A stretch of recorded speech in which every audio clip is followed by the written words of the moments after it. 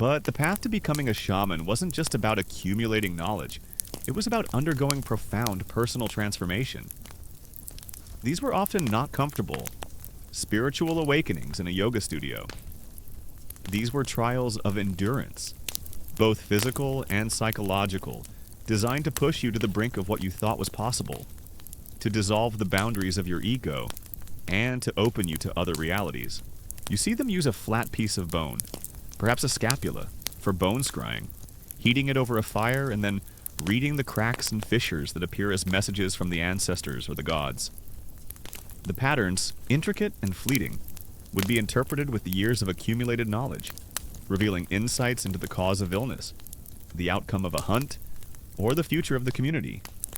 It's like a very organic, very smoky crystal ball. Hey guys, tonight we're stepping back, way back, to a time when a cough wasn't just a cough, and a fever wasn't just a fever. Imagine waking up in a dimly lit cave, or a rough-hewn hut, your body racked with pain, your head pounding. There's no doctor's office with sterile white walls, no pharmacy with rows of brightly colored pills. Instead, the air is thick with the scent of strange herbs, smoke, and something else. Something that whispers of unseen forces and forgotten rituals. When illness struck in the ancient world, it wasn't just a physical affliction. It was a spiritual crisis, a sign that something somewhere was deeply, terribly wrong. So, before you get comfortable, take a moment to like the video and subscribe, but only if you genuinely enjoy what I do here. And if you're listening, drop your current location and local time in the comments. It's always wild to see how far these stories travel.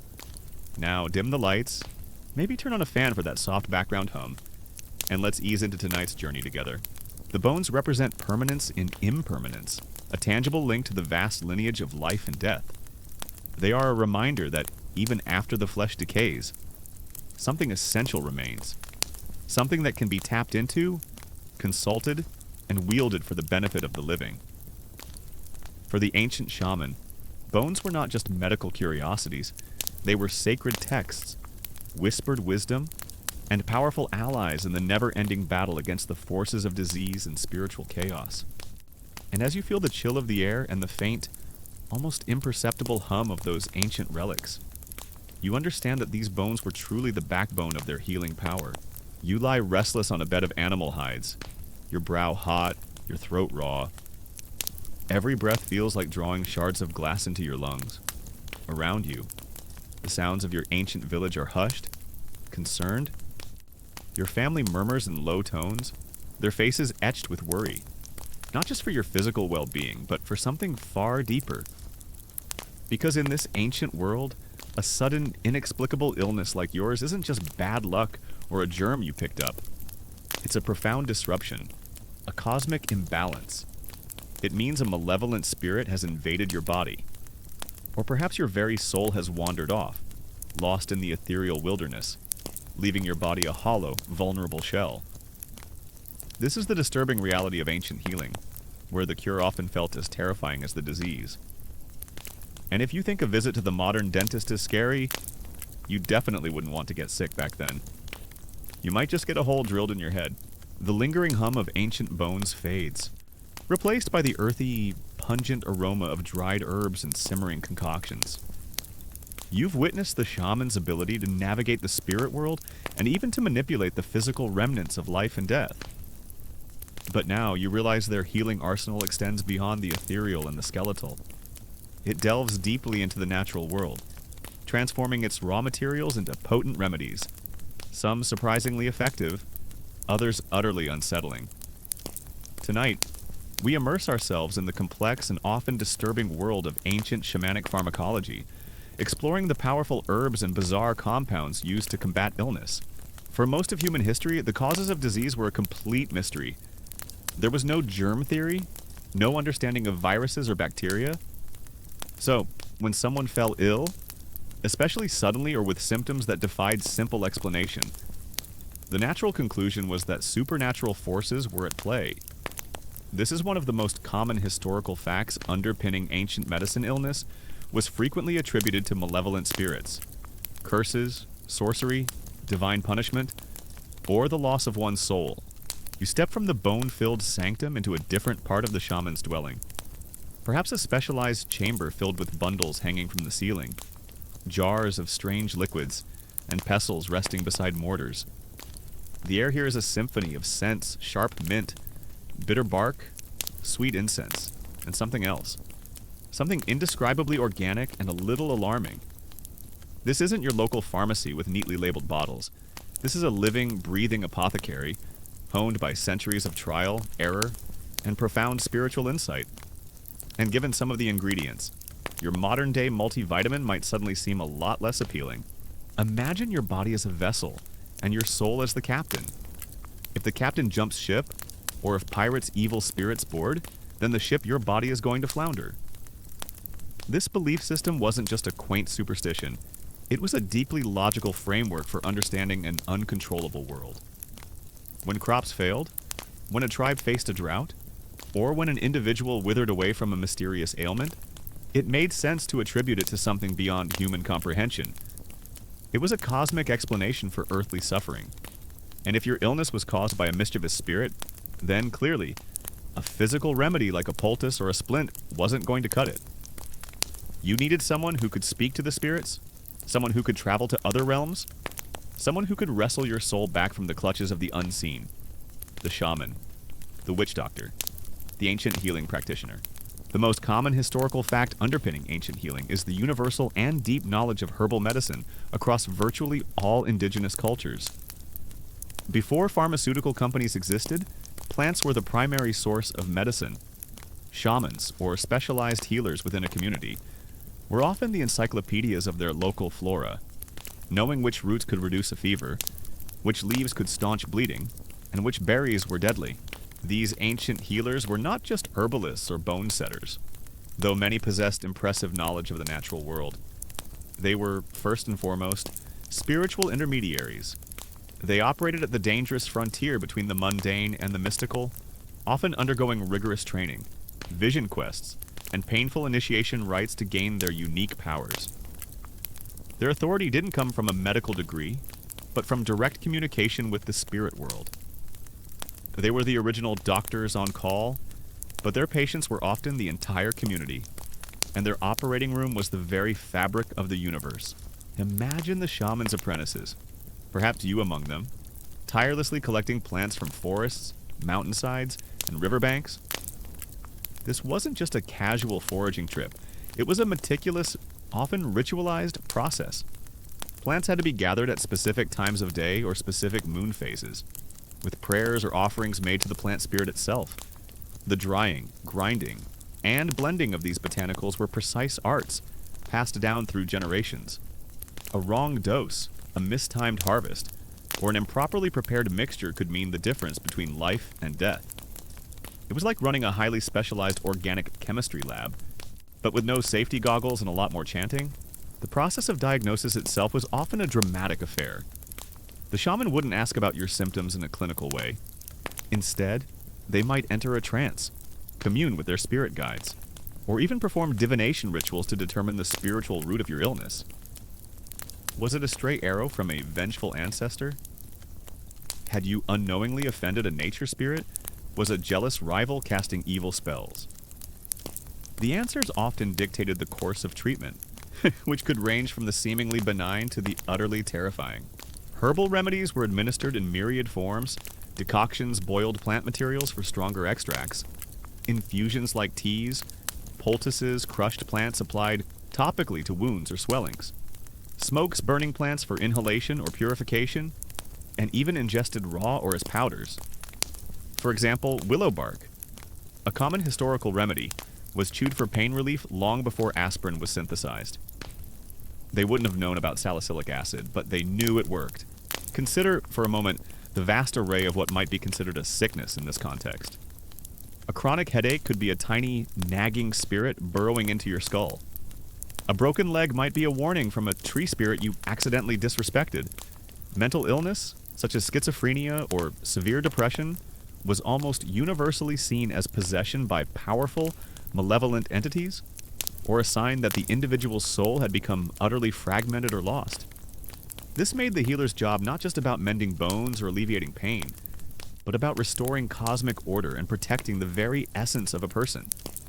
It was like being a spiritual plumber. But instead of fixing a leaky faucet, you're trying to prevent your whole spiritual house from flooding. But beyond the familiar realm of plants, ancient shamans ventured into territory that would make most modern doctors blanch. This leads us to a truly unique and often little-known detail about these practices: the widespread and often disturbing use of animal parts, human bodily fluids, and even waste products, not just as symbolic offerings, but as direct medicinal compounds, believed to transfer inherent power or drive out disease. This wasn't just about plant-based remedies. It was about leveraging every available resource, however grotesque. Now, let's dive into a truly unique and often little-known detail about ancient diagnostic practices: the use of dream interpretation as a primary diagnostic tool, where the shaman wouldn't just listen to your symptoms, but would analyze your dreams, or even have their own dreams to pinpoint the spiritual cause of your ailment. This went far beyond simply asking if you slept well. Imagine a patient suffering from a mysterious skin ailment. You might witness the shaman applying a poultice not of herbs, but of animal dung, perhaps from a specific revered animal like a cow or a deer. The belief was that the dung, having passed through a sacred animal, held purifying properties or drew out impurities from the skin. While to our modern noses, this sounds abhorrent. Some forms of animal dung do contain antibacterial properties, and their warmth could have had a soothing effect. It's like using a very rustic, very smelly, and completely unhygienic mud mask. Imagine you're sick, feverish, and your sleep is riddled with disturbing, vivid dreams. You might recount them to the shaman: a chase through a dark forest, a fall from a great height, a conversation with a deceased relative. The shaman would listen intently, perhaps entering a trance state themselves to join you in the dreamscape, or to consult their own spirit guides about the dream's meaning. A dream of falling might indicate soul loss. A dream of being attacked by an animal could signify an invading spirit. A dream of murky water might point to a curse, or consider the treatment for a severe internal illness. The shaman might administer a drink made from animal bile, believed to cleanse the system, or dried blood mixed with water, to transfer the strength of a powerful animal to the ailing human. In some traditions, particularly for mental ailments, powdered human bone from a revered ancestor or enemy might be mixed into a drink, believed to transfer wisdom or spiritual power. This wasn't about nutrition. It was about consuming the essence of strength, protection, or clarity. This wasn't just about symbolism. It was believed that in the dream state, the soul was freer, less constrained by the physical body, and therefore more susceptible to spiritual influences. Dreams were seen as direct messages from the spirit world, revealing truths about your spiritual health that were hidden in your waking life. The shaman, as the interpreter of these cosmic messages, held immense power. They were like ancient sleep therapists, but instead of analyzing your subconscious, they were analyzing your soul's interactions with invisible entities, and they probably charged a lot more than your copay. Even more disturbingly, some accounts suggest the use of human urine or even excrement for various ailments, both topically and internally. The logic was often based on the idea that the body's own waste products, having passed through the system, held a strange kind of cleansing or expelling power. While largely ineffective and often dangerous, these practices underscore the desperation and the holistic, all-encompassing approach of ancient healing, where every part of the living world, even its unpleasant aspects, held potential power. It's a good thing they didn't have Yelp reviews for ancient shamans, because the feedback on taste would have been brutal. This practice also reveals the shaman's deeply personal and often exhausting commitment to healing. They weren't just prescribing a remedy, they were entering the patient's spiritual realm, experiencing their nightmares, and engaging in perilous journeys on their behalf. The interpretation of a dream wasn't just intellectual, it was a deeply spiritual act, often accompanied by drumming, chanting, or the burning of hallucinogenic herbs to help the shaman achieve the necessary altered state of consciousness. It was a kind of ancient immersive therapy, but with higher stakes and no comfy recliners. The preparation of these animal-derived or human-derived compounds was often as ritualistic as the gathering of plants. Parts might be dried, roasted, ground into powders, or fermented. They were then mixed with other ingredients, chanted over and administered with solemnity, reinforcing the patient's belief in their efficacy. And this brings us to a fascinating and still debated point of academic discussion. Historians and medical anthropologists still debate whether the perceived efficacy of ancient shamanic healing practices was primarily due to the potent placebo effect and psychological comfort provided, or if they contained genuine, albeit empirically discovered, therapeutic knowledge that predated scientific understanding. Was it all in your head? Or did they actually have some good stuff? Beyond organic compounds, shamans also incorporated minerals and geological substances into their pharmacopoeia. Certain colored clays might be used for their perceived purifying properties, applied to the skin or ingested. Salts, particularly those from sacred springs or volcanic regions, were used for cleansing or as fortifying agents. Even specific types of stone, ground into powders, might be ingested, believed to imbue strength or absorb illness. This expanded the shaman's reach from the living world to the very bones of the earth itself. Some scholars argue for the powerful role of the placebo effect and the psychological components of healing. In this view, the shaman's elaborate rituals, impressive regalia, dramatic performances, and confident demeanor instilled immense belief and hope in the patient. The human body is remarkably capable of healing itself, and a strong belief in the cure, coupled with reduced stress and anxiety, can significantly boost the immune system and promote recovery. The spiritual explanation for illness also provided a coherent narrative, giving meaning to suffering and reducing existential dread. When you believe a powerful spiritual warrior is fighting for your soul, it's bound to make you feel a little better, even if all they're doing is shaking a rattle. This perspective emphasizes the socio-psychological power of belief and ritual, and this brings us to a fascinating and still debated point of academic discussion. Ethnobotanists and pharmacologists still debate whether the efficacy of ancient shamanic healing practices was primarily due to the potent placebo effect generated by the ritual and belief system, or if ancient shamans genuinely discovered a vast, empirically derived knowledge of pharmacologically active compounds, some of which are only now being rediscovered by modern science. Was it all in their heads, or were they secretly brilliant scientists? Other scholars contend that many shamans possessed a profound, empirically derived knowledge of medicinal plants and practical healing techniques. While their explanations for illness might have been spiritual, their treatments often involved potent herbal remedies, rudimentary surgical procedures like setting bones, and dietary advice that had real physiological effects. For instance, a shaman might use willow bark for pain relief, which contains salicylic acid, the active ingredient in aspirin, while simultaneously performing a spirit retrieval ritual. The ritual provided the psychological comfort and spiritual explanation, while the plant medicine provided the physical relief. It was a holistic approach long before the term was coined. Even if they thought the willow spirit was doing the heavy lifting, some scholars argue that the dramatic rituals, the shaman's charisma, the collective belief of the community, and the patient's desperate hope combined to create an incredibly powerful placebo effect.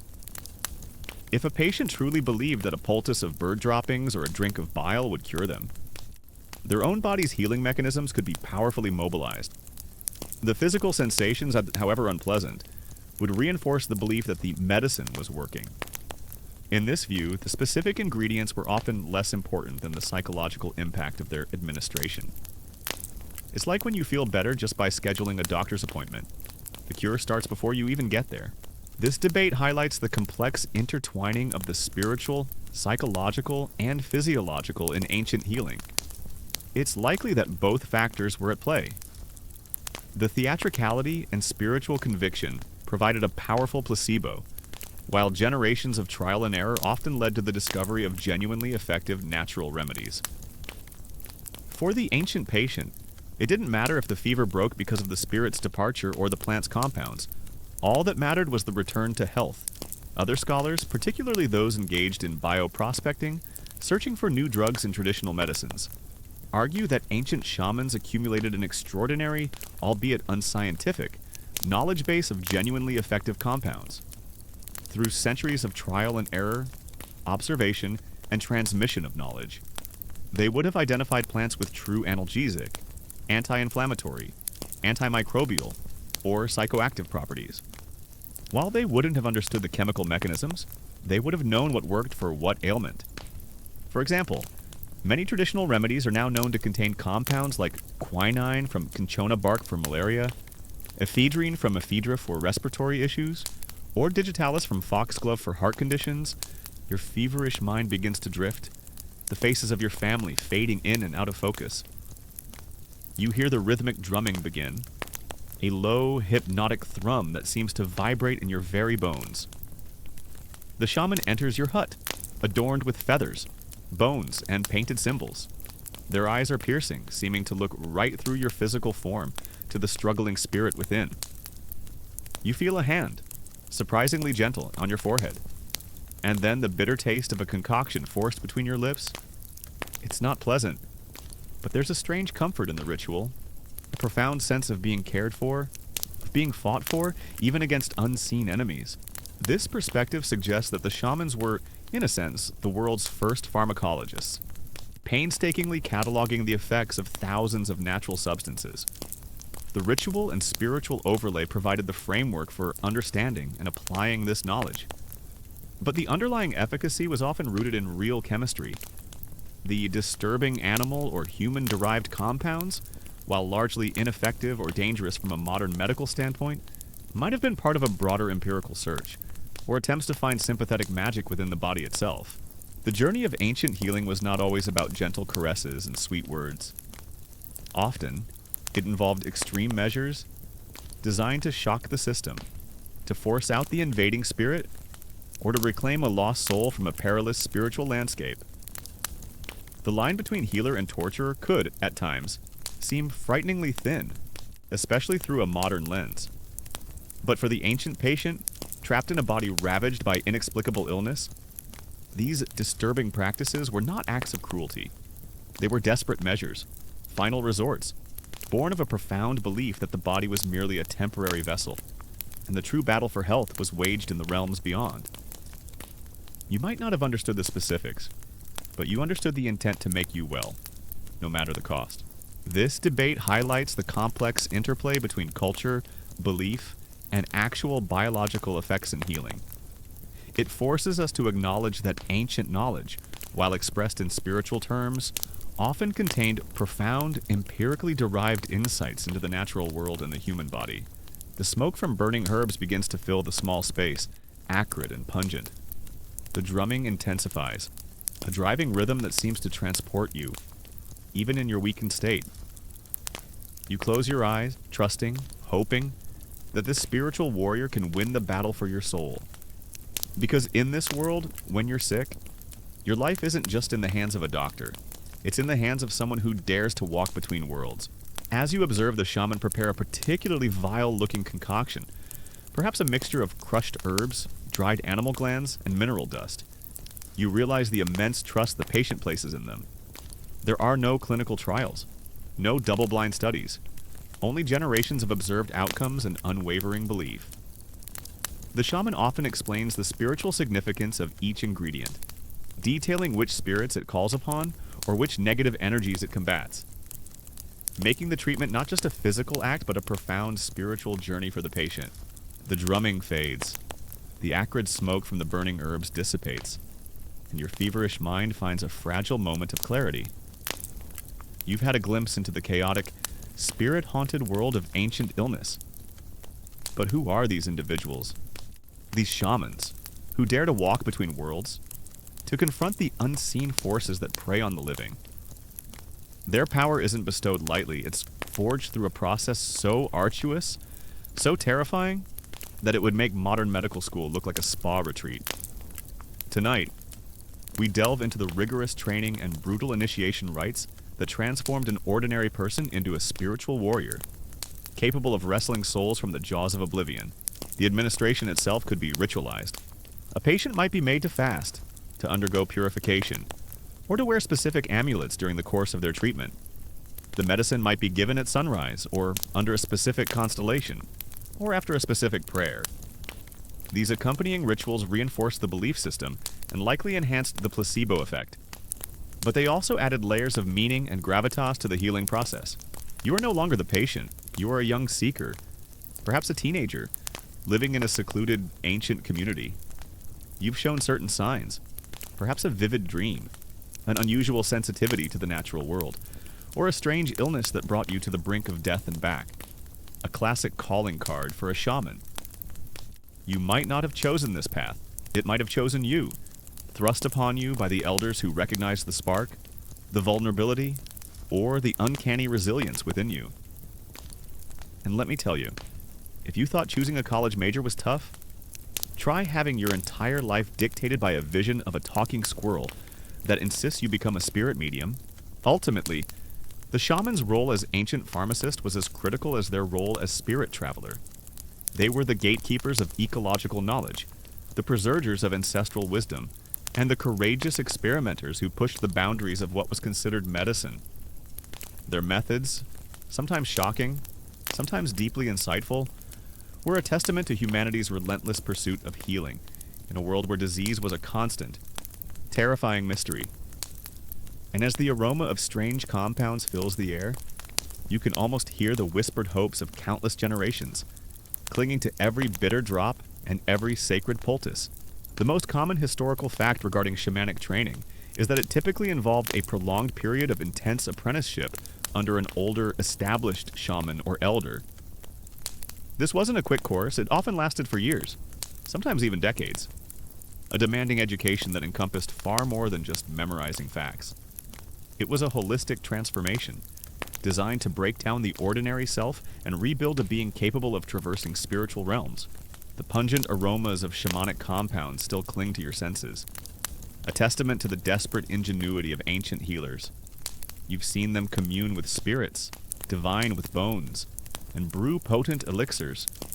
But now, as you delve deeper into their methods, you're about to confront a side of ancient healing that is undeniably visceral, often horrifying, and yet, surprisingly, a foundation for modern medicine, the chilling reality of ancient surgery, performed by shamans with crude tools and immense spiritual conviction.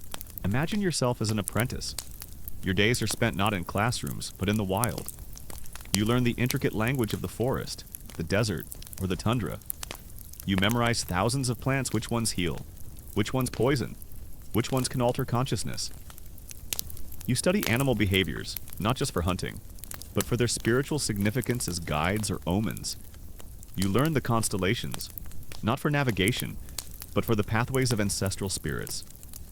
Your senses become hyper-tuned, picking up on nuances of scent, sound, and shadow that the ordinary person ignores. It's like learning every single detail of your neighborhood. But instead of knowing where the best coffee shop is, you know where the most powerful spirit trees reside. You find yourself standing in a confined, tense space, perhaps a secluded corner of the shaman's dwelling, or a makeshift operating area in the open air. The light is dim, perhaps flickering from a fire or a single torch. A patient lies before you, perhaps moaning softly, their face etched with a combination of fear and desperate hope. Around you are simple, gleaming tools, sharpened obsidian blades, meticulously flaked flint knives, bone awls, and perhaps rough-spun bandages made from plant fibers. The air is heavy, not just with anticipation, but with the undeniable scent of antiseptic herbs and, faintly, something metallic. This isn't a modern operating theater, it's a theater of desperation, where the stakes are life and death, and the lead surgeon believes they're operating on both body and soul. You probably wouldn't last 5 seconds in this ER without needing some serious spiritual intervention yourself. Beyond this naturalistic education, the apprenticeship involved a profound immersion in the spiritual traditions of your people. You would learn the ancient myths, the genealogies of spirits, the proper ways to appease angered deities or summon benevolent allies. You'd spend countless hours listening to your mentors' chants, mimicking their drumming rhythms, observing their every ritualistic gesture.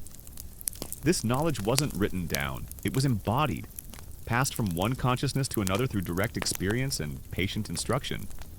The most common historical fact regarding ancient surgery is the widespread, albeit rudimentary, practice of wound care, setting broken bones, and even complex procedures like trepanation, which we touched on in Part 5 across diverse ancient cultures. Humans, as from the dawn of time, have suffered injuries, falls, animal attacks, intertribal conflicts. And from the very earliest stages, someone in the community, often the shaman or a designated healer, had to step in and try to fix things.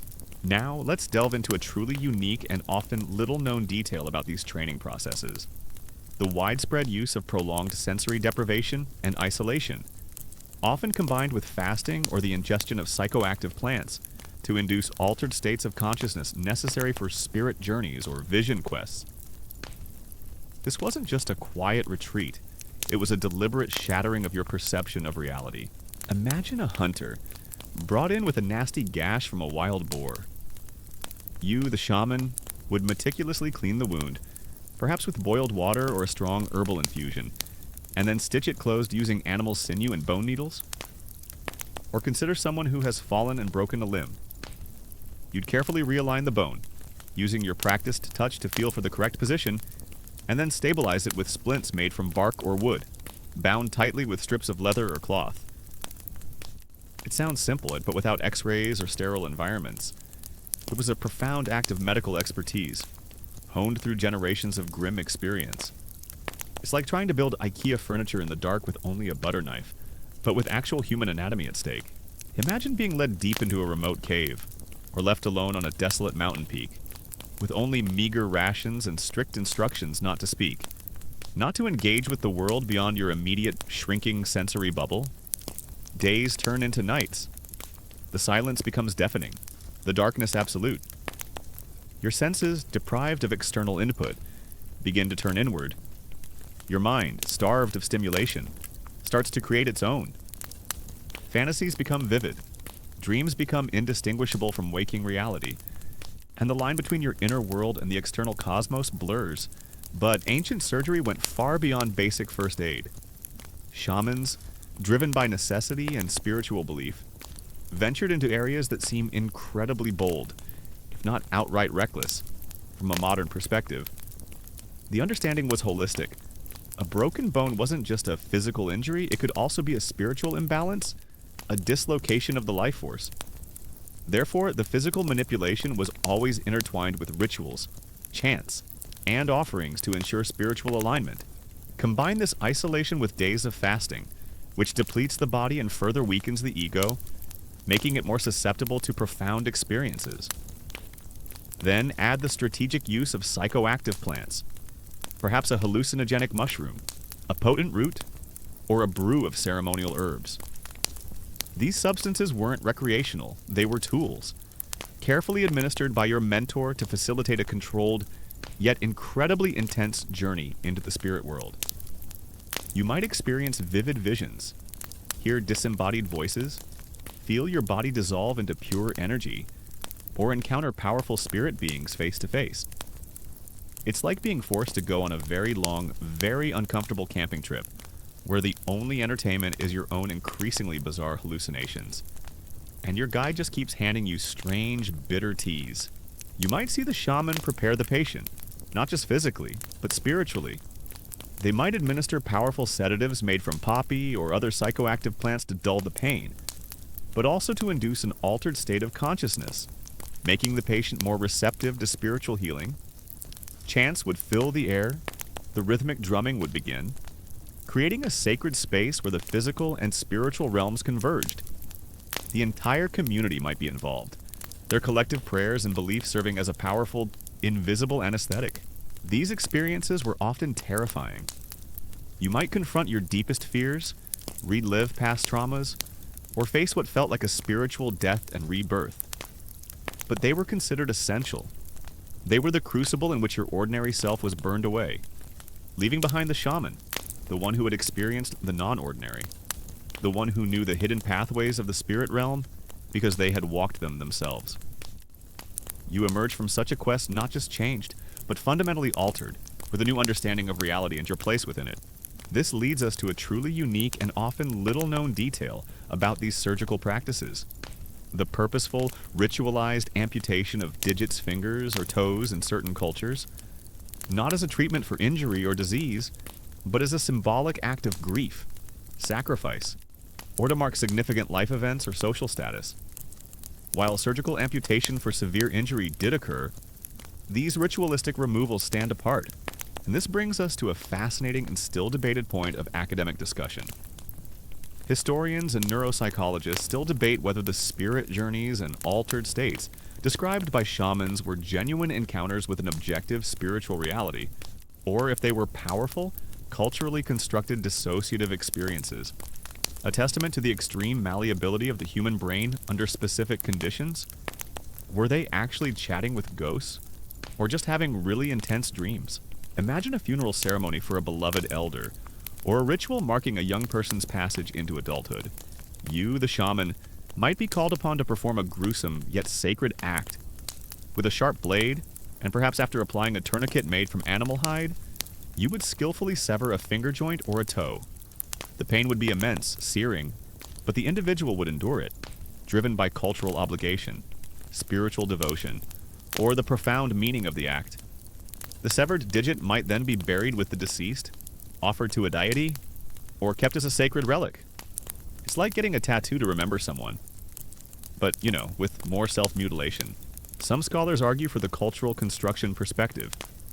In this view, the shamanic state of consciousness, while profound, is a product of specific cultural conditioning, belief systems, and physiological triggers like drumming, fasting, and psychoactive plants. The visions and encounters are real to the individual experiencing them, but they are generated by the brain, interpreting internal stimuli through the lens of their cultural narratives and expectations. The spirit guides might be archetypes or projections from the subconscious, given form and meaning by years of training and communal belief. It's like how you might see a pattern in random clouds, because your brain is wired to find meaning, even where none exists. This doesn't diminish the power or efficacy of the experience for the shaman or the community. It simply offers a different explanation for its origin. This practice, documented archaeologically in various parts of the world, including among the ancient Pueblo people of the American Southwest and some African tribes, highlights a different facet of healing, not physical recovery, but spiritual or social restoration. The act of self-mutilation was a powerful demonstration of grief, a physical manifestation of sorrow that transcended words. It was a tangible sacrifice, a piece of oneself given over to mourn the departed, or to solidify one's place within the community. For a community facing constant hardship and loss, such acts of extreme self-sacrifice might have fostered a powerful sense of communal solidarity and resilience. Other scholars, particularly those from a more transpersonal or spiritual perspective, suggest that while cultural framing is important, there might be a deeper, universal human capacity for experiencing non-ordinary realities. They propose that certain brain states, perhaps induced by the very techniques shamans employed, allow access to levels of consciousness or dimensions of reality that are usually inaccessible. The spirits or journeys might be genuine, albeit interpreted through the specific cultural filter of the shaman's tradition. They argue that the remarkable consistency of certain shamanic experiences across disparate cultures, even those with no historical contact, points to something more than mere cultural fabrication. It's like how different cultures might have different languages for tree, but the tree itself is universally recognized. The shaman's role in such a procedure was complex. They were not simply surgeons, they were ritual specialists, ensuring the act was performed correctly, that the spirits were appeased, and that the individual survived the ordeal, both physically and spiritually. They would understand the anatomy, how to minimize bleeding, and how to prevent infection using rudimentary methods like cauterization, burning the wound to stop bleeding, or applying antiseptic plant pastes. The ability to perform such a procedure and ensure survival would elevate the shaman's status and reinforce their power. This debate highlights the enduring mystery of consciousness itself and the limits of our modern scientific understanding when confronting subjective, deeply spiritual experiences. For the shaman and their community, the answer wasn't a matter of academic debate. It was a matter of life and death, of healing and survival. The truth of the spirit journey lay in its tangible results: the successful diagnosis, the patient's recovery, the restoration of balance. And this brings us to a fascinating and still debated point of academic discussion. Archaeological findings of ancient surgical tools and healed skeletal injuries consistently prompt debate among scholars. Were these successful interventions a result of genuine, empirical medical knowledge passed down through generations? Or were the successes largely attributable to strong placebo effects and the natural resilience of the human body? With the shaman's rituals primarily serving to bolster patient belief? Was it ancient medical genius, or just tough people surviving despite primitive techniques? As your time as an apprentice progresses, you learn to interpret the language of omens, the flight of birds, the patterns of smoke, the subtle shifts in wind. You learn the intricate rhythms of drums and rattles, tools to invite or repel spirits. You practice chanting, your voice becoming a conduit for ancient sounds. You assist your mentor in small rituals, helping to prepare herbs, purify sacred spaces, or hold the hand of a frightened patient. You witness both successes and failures, the joyous celebrations of healing and the quiet sorrow of death. Understanding that even the most powerful shaman cannot cheat fate every time. Some scholars lean towards the latter, arguing that while shamans certainly possessed practical knowledge like setting bones, the more complex surgeries like trepanation or internal procedures had extremely high mortality rates. Any successes were outliers, and the belief system, the dramatic rituals, and the shaman's powerful presence created a potent placebo effect that could sometimes trigger the body's own healing mechanisms. The patient, convinced they were being healed by divine power, might experience reduced pain perception, increased immune response, or simply a will to live that defied the odds. It's like believing your lucky socks help you win a marathon. The socks don't do anything, but your belief might give you an edge. The most challenging part of your training might be the initiation rite itself, a climactic event that marks your transition from apprentice to full-fledged shaman. This often involves a symbolic death and rebirth. You might be buried alive for a short period, or undergo a painful ordeal that simulates dismemberment and reassembly by spirits. In some traditions, you would be forced to fast and dance for days until you collapse in an ecstatic trance, experiencing a profound vision that confirms your spiritual calling. It's a bit like a graduation ceremony, but instead of getting a diploma, you get a new spiritual identity and possibly a few scars. Other scholars, particularly those focusing on the empirical knowledge of indigenous peoples, argue that ancient shamans developed sophisticated, empirically derived surgical techniques. They point to the remarkable number of healed trepanned skulls found, suggesting a high survival rate in some populations. They argue that shamans had a deep understanding of anatomy gained through preparing animal carcasses or, disturbingly, human remains from battles or rituals, practiced meticulous hygiene by ancient standards, and possessed effective herbal pain relievers and antiseptics. While their explanations for disease were spiritual, their methods could have been surprisingly pragmatic and effective, developed through generations of direct observation and refinement. This perspective views shamans as proto-surgeons, operating without the benefit of modern science. But with a profound understanding of practical application, these rites are designed to leave no doubt, both in your own mind and in the minds of the community, that you have truly walked among the spirits and returned transformed. You are no longer just a person. You are a bridge, a messenger, a warrior in the unseen realms. The memories of these experiences, vivid and profound, would shape your practice for the rest of your life, grounding your healing work in a direct, visceral understanding of the spirit world. This debate underscores the difficulty in separating the magic from the medicine in ancient healing. For the people of the time, the two were inextricably linked. The shaman was both surgeon and spiritual guide. Their power derived from their ability to operate on both the physical and metaphysical planes. The success or failure of an operation was seen as a testament, not just to their skill, but to their ability to appease the spirits and align cosmic forces. You watch your mentor perform a healing ritual for a sick child. They are not just treating symptoms, they are engaging in a cosmic dance, negotiating with unseen forces, retrieving a lost soul, or expelling an invading entity. The drumming is fierce, the chanting insistent, the air charged with spiritual energy. You see the child's eyes glazed with fever. Follow the shaman's movements, and you witness the faint tremor in the shaman's hand as they reach into the invisible, drawing forth something only they can perceive. This is not just a profession, it's a sacred trust, a life lived on the edge of two worlds, dedicated to the precarious balance of life and death, health and illness, for the entire community. And now, you are ready to take your place among them, Beyond broken bones and ritual amputations, some ancient shamans even attempted more invasive procedures.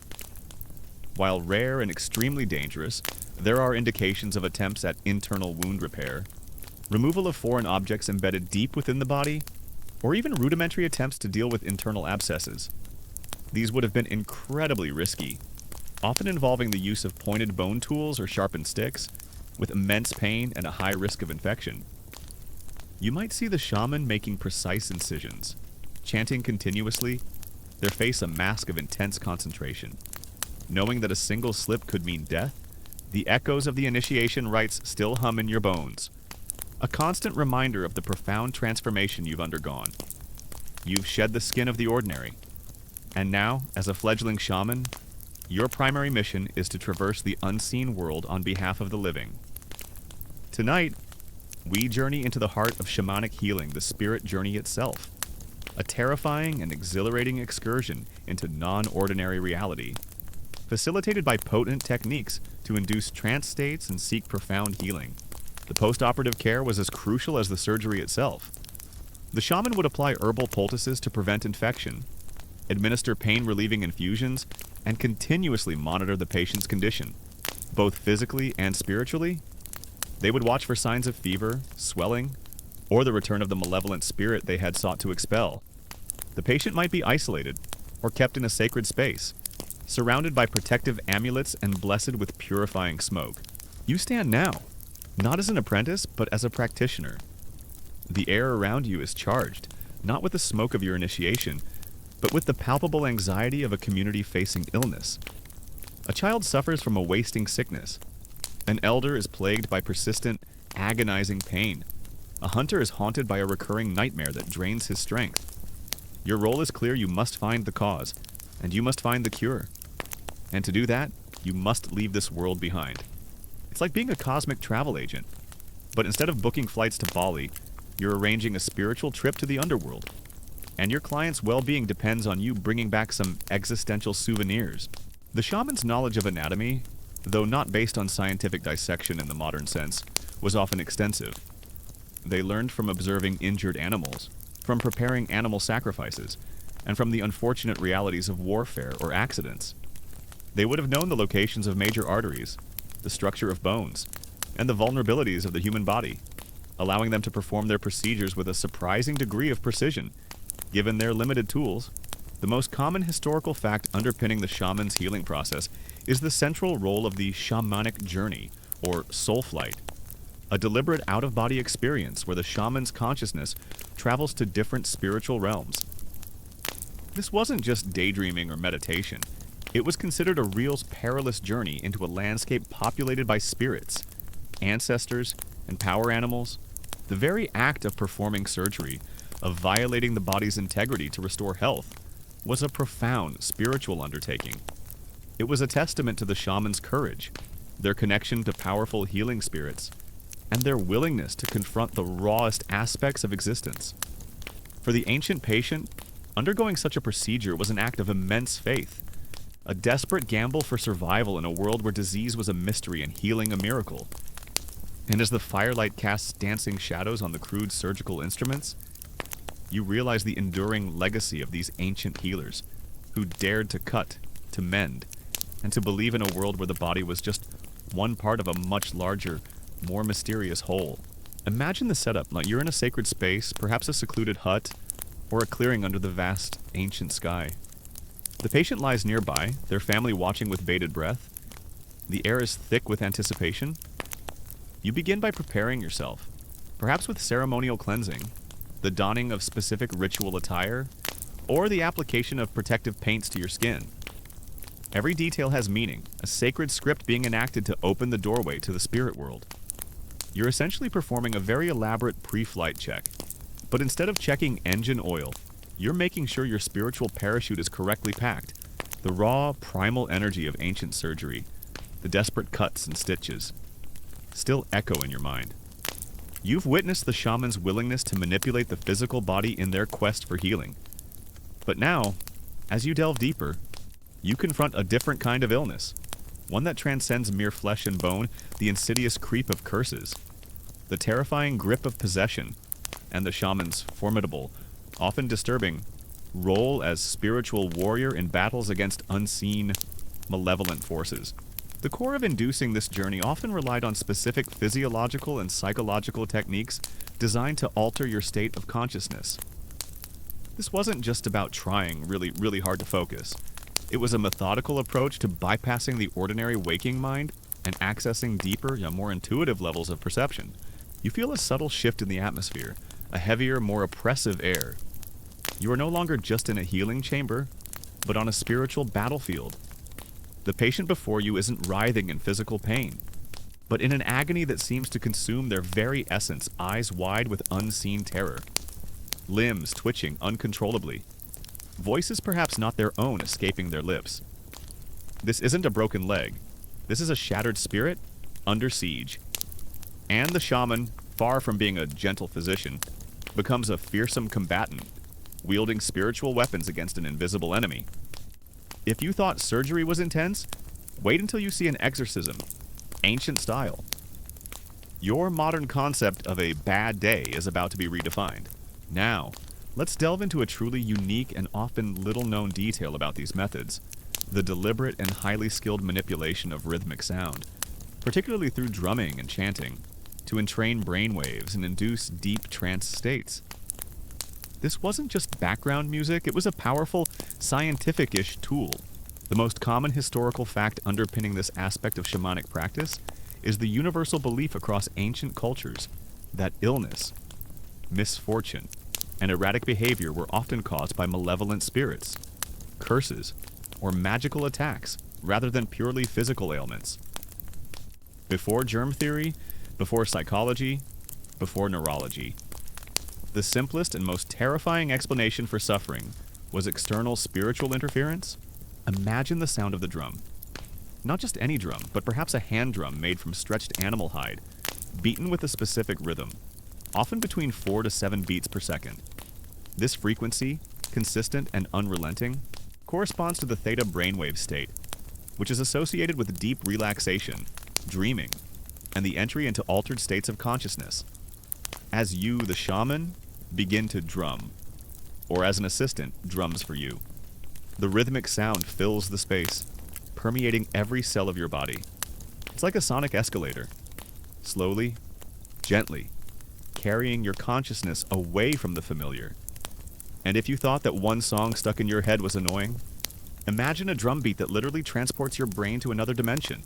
Imagine a sudden, debilitating illness striking a healthy individual, or a string of bad luck decimating a family's harvest. To the ancient mind, this wasn't coincidence. It was targeted spiritual aggression. Someone, or something, wished them harm. The shaman's role was crucial here to diagnose the unseen cause. Whether it was a curse placed by an enemy shaman, a mischievous spirit latching onto the soul, or a vengeful ancestor seeking redress. It was like ancient detective work. But instead of fingerprints, they were looking for spiritual energy signatures. You focus on the drum, allowing its beat to become the only reality. The outside world recedes. Your vision might blur. Your body feel light or heavy. Sensations become distorted. Your conscious mind begins to loosen its grip, and the pathways to the spirit world open. Simultaneously, you might begin to chant, repeating specific phrases or ancient sounds. This chanting serves multiple purposes. It helps to maintain the rhythmic focus. It invites specific spirits or energies, and the vocal vibrations themselves can further induce trance. The combination of drumming and chanting creates a powerful, immersive sensory environment, designed to dislodge your consciousness from its ordinary moorings. The diagnosis itself was often a ritual. The shaman might enter a trance, journeying into the spirit world to confront the source of the affliction. They might use divination tools scrying in water, interpreting patterns in smoke, or casting bones to discern the nature of the curse or the identity of the possessing entity. The patient's symptoms were merely the physical manifestation of a spiritual struggle, and the shaman had to understand the rules of that unseen battle. As you slip deeper, the physical world melts away. You might feel a sensation of falling, or floating, or being pulled through a tunnel. Your surroundings transform into vivid, hallucinatory landscapes: a shimmering river, a dark forest, a glowing cave. You are in the lower world, perhaps seeking animal spirits or ancient ancestors, or perhaps you ascend into the upper world, encountering benevolent deities or celestial guides. These are not merely imaginary places for the shaman. They are as real and tangible as the ground beneath their feet, populated by beings with distinct personalities and powers. Once diagnosed, the shaman's approach shifted from healer to exorcist, from physician to warrior. The goal was no longer merely to mend, but to expel, to cleanse, to literally drive out the unwanted spiritual intruder. During this journey, your purpose is clear: to diagnose the spiritual cause of the illness, to retrieve a lost soul fragment, to negotiate with a malevolent entity, or to seek guidance from a wise spirit. You might encounter a power animal, a spirit guide in animal form that offers protection, wisdom, or strength. You might find the soul of your patient, which perhaps fled during a traumatic event and needs to be gently coaxed back to their body. Or you might confront an intruding spirit, a malevolent entity that has burrowed into the patient's body, causing sickness and distress. It's like being a spiritual detective, but the clues are psychic impressions, and the culprits are often invisible, ethereal beings. This leads us to a truly unique and often little-known detail about these practices: the use of spiritual baits or decoy effigies, crafted to lure malevolent spirits out of a possessed individual, offering them a more appealing, temporary dwelling, or a symbolic victim to satiate their hunger for suffering. This wasn't about direct confrontation initially. It was about outsmarting the spiritual entity. The encounters can be dangerous. The spirit world is not always benign. It can be a place of challenges, tricksters, and hostile entities. A shaman might have to engage in spiritual combat, using their own inner strength and the assistance of their spirit allies to overcome obstacles. You might find yourself battling a shadowy figure, or navigating a labyrinthine spiritual landscape, all while your physical body lies still, utterly vulnerable in the mundane world. This is why the training you endured was so vital. It prepared you for these perilous voyages, ensuring you wouldn't become lost or trapped in the spirit realm yourself. Imagine a patient possessed by a particularly stubborn and nasty spirit, perhaps causing convulsions, uncontrollable screaming, or violent outbursts. The shaman, after diagnosing the possessing entity, might meticulously craft a small, intricate effigy out of clay, wood, or straw. This effigy would be carefully imbued with symbolic energy, perhaps representing a person, an animal, or a specific object attractive to the spirit. Sometimes a lock of the patient's hair, a piece of their clothing, or even a drop of their blood would be incorporated into the effigy, making it a powerful spiritual lure. It's like setting a trap for a spiritual pest, but the bait is a miniature but cursed doll. And this brings us to a fascinating and still debated point of academic discussion. Neuroscientists and ethnobotanists still debate whether the profound insights and healing abilities attributed to shamans in trance states are purely a result of culturally informed self-suggestion and the brain's own creative capacity, or if specific psychoactive plants used in these rituals genuinely provide access to verifiable information or facilitate unique healing mechanisms that modern science is only beginning to understand.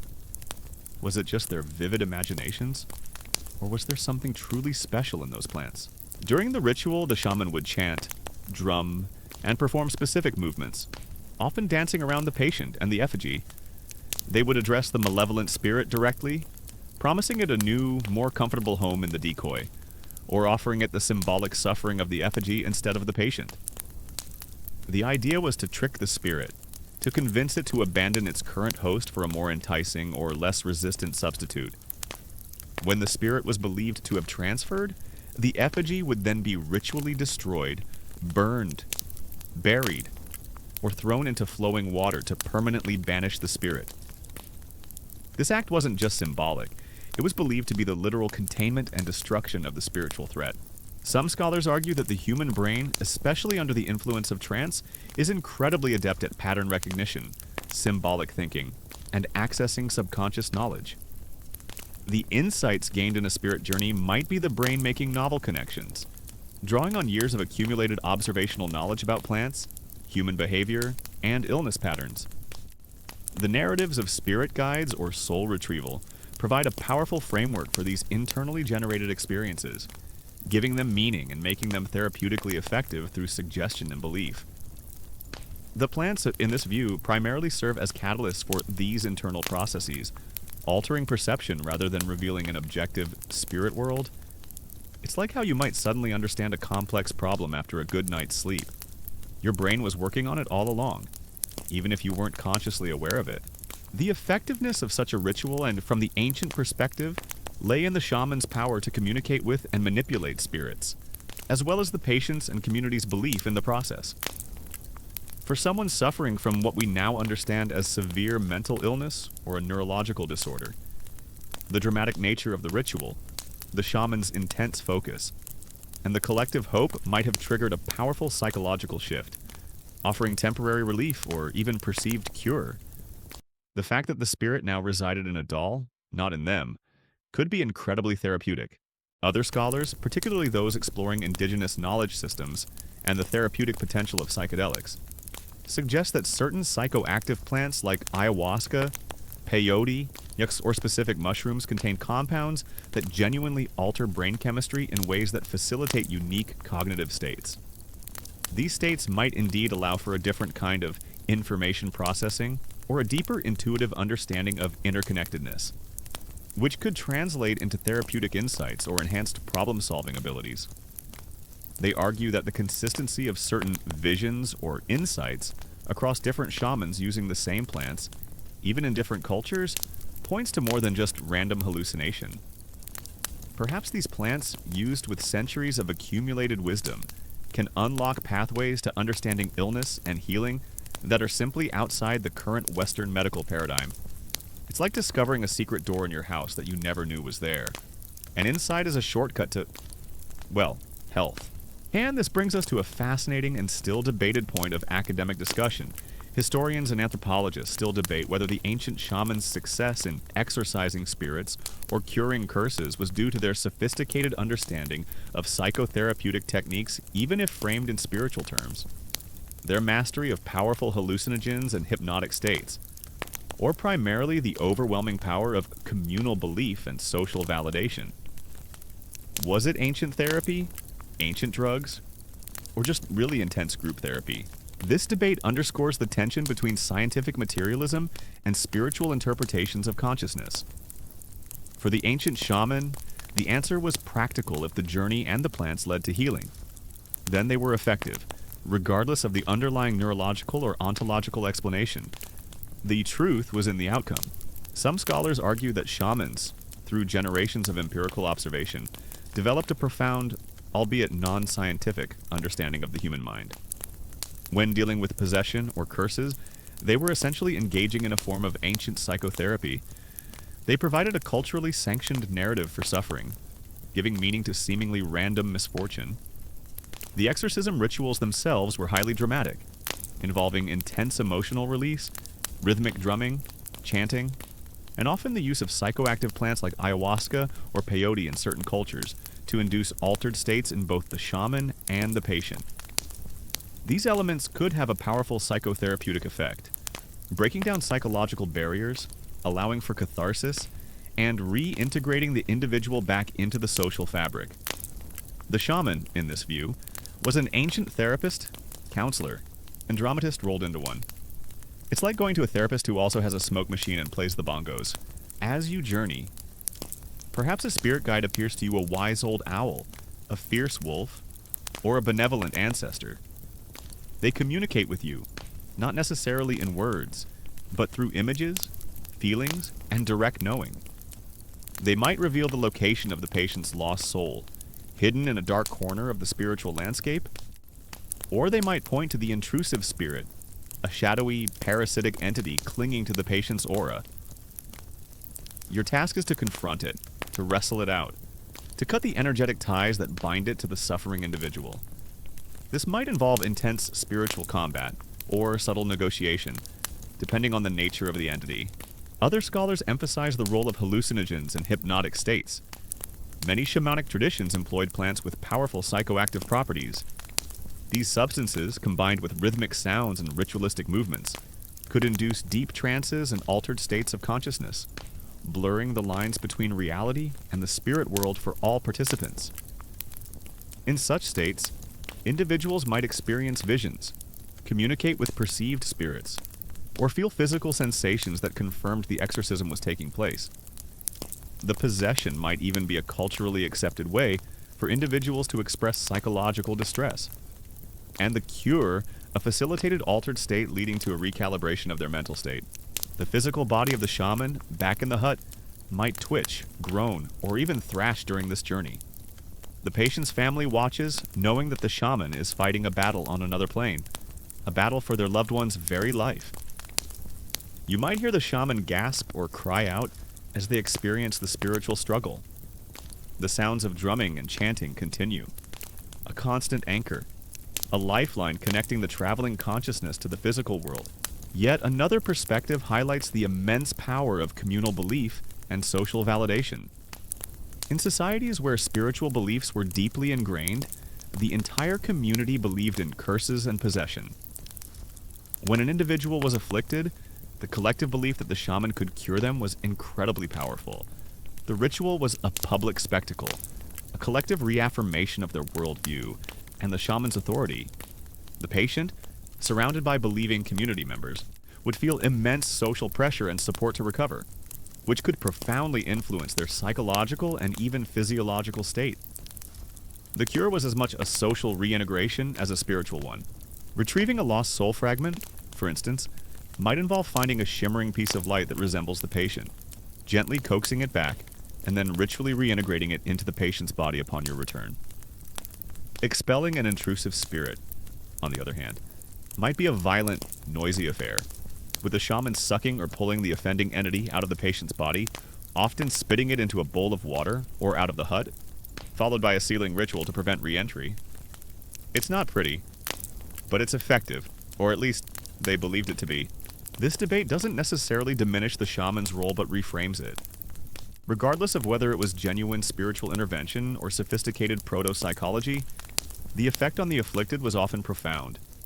They experienced a culturally sanctioned pathway to healing, a way to make sense of their suffering and reclaim their identity within the community.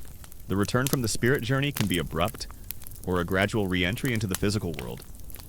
You might wake with a jolt, disoriented, the vision still swirling behind your eyelids. Your body might ache, your throat be hoarse, but you carry the vital information, the spiritual diagnosis, and the knowledge of the cure. You communicate what you've learned to the patient and their family, often in symbolic language that requires interpretation, or through direct instructions for continued physical or spiritual care. Beyond exorcism, shamans were also experts in counter-cursing and protective magic. If a curse was diagnosed, the shaman wouldn't just remove it. They might also send it back to its source, or erect spiritual barriers to prevent future attacks. This involved complex rituals, often using sympathetic magic, creating effigies of the enemy, ritually destroying them, or burying objects meant to absorb and deflect negative energy. The impact of these journeys on the shaman themselves was profound and cumulative. Each journey, each encounter, each successful healing deepened their connection to the spirit world, honed their abilities, and reinforced their sacred calling. It was a path of continuous learning, continuous risk, and continuous service to their community, living a life forever balanced on the knife edge between worlds. And as you emerge from this immersive experience, you understand that these weren't just primitive healers. They were courageous explorers of consciousness, charting maps of reality that we are only now in our modern age.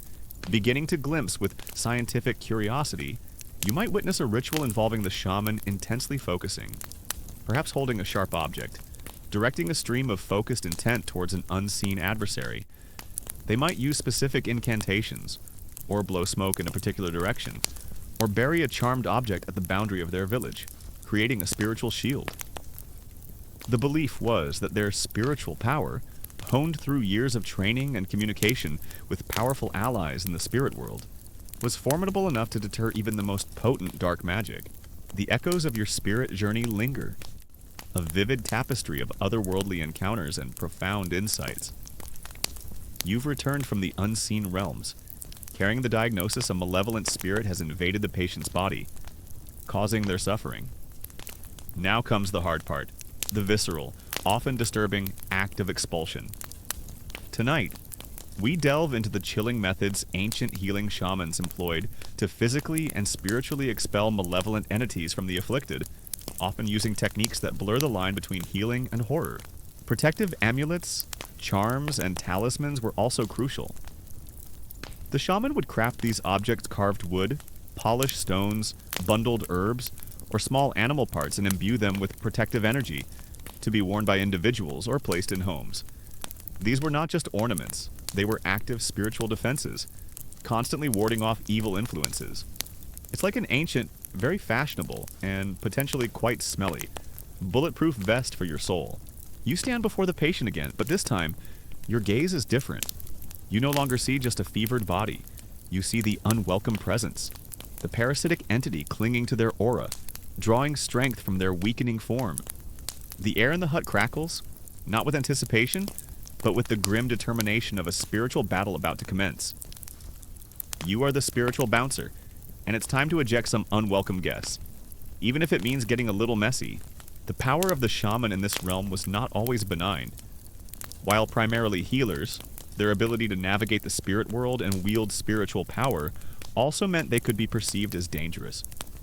A shaman who could cure a curse could also, theoretically, inflict one. This duality, healer and potentially dangerous sorcerer, was often part of their mystique and authority. They walked a thin line, respected and feared in equal measure, for they held the keys to both salvation and destruction in the unseen realms.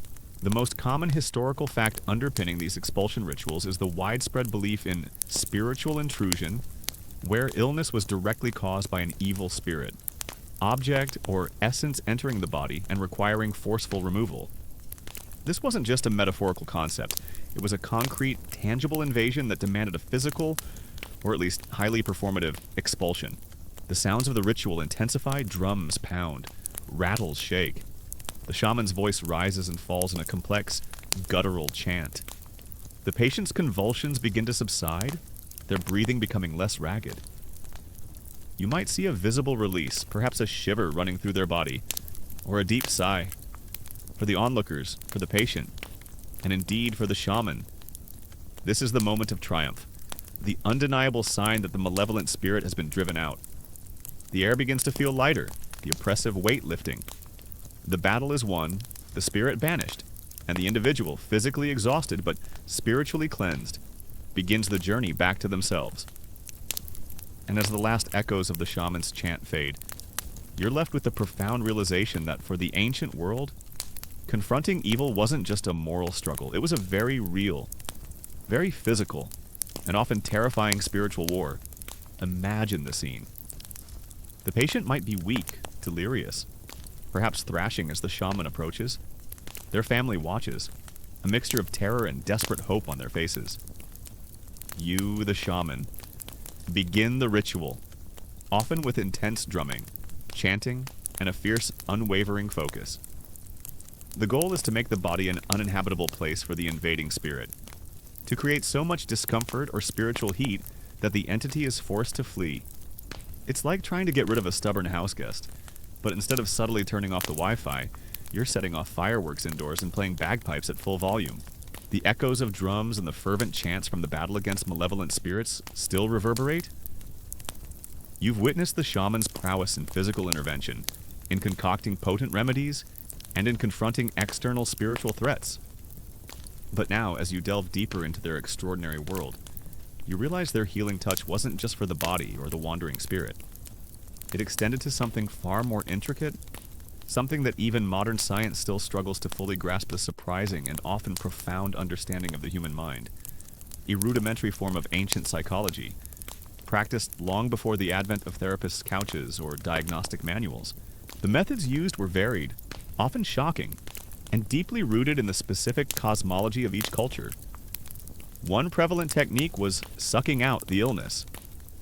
Imagine the shaman placing their mouth directly over the affected area of the patient's body, perhaps a swollen limb, a throbbing head, or a painful joint.